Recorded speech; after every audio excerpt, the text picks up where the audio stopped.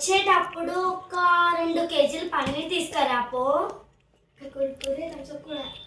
సరే డాడీ తీసుకురా. Ice cream కూడా తీసుకురా. పన్నీర్ చెప్పా, చాక్లెట్స్ చెప్పనా? చాక్లెట్స్ కూడా తీసుకురాపో డాడీ. మంచివి తీసుకురా డాడీ, అన్ని కాస్ట్లీ.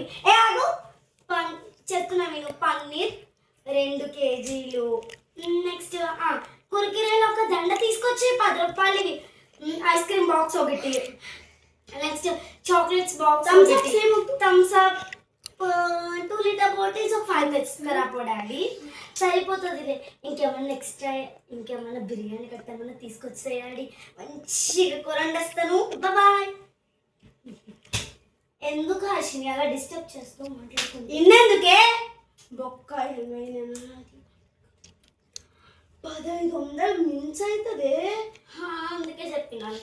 అందుకు పీసినారు ఒక 2 సంవత్సరాలు. సారీ పీసినారు నోటికి వచ్చింది కానీ 2 సంవత్సరాలు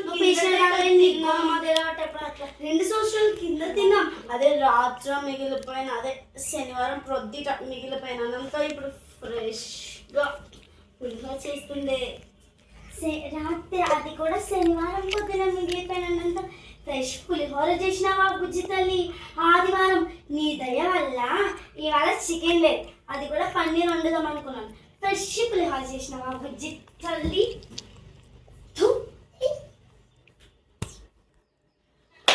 శ్రీరామ్, ఆ సెల్ఫ్లా 5 రూపాయలు ఉంటా తీసుకురా పోరా. అలాగే 5 రూపాయలు తీసుకురా పో. 5 రూపాయల సెల్ఫ్లో ఉన్నాయి, తీసుకురా పో.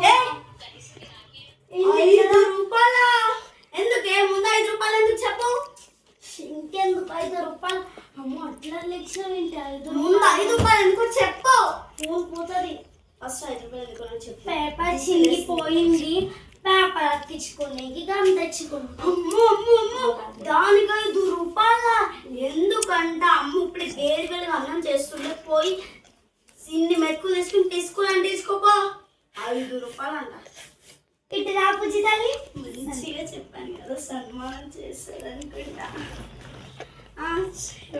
అన్న బతికించుకోవాలా బుజ్జి తల్లి?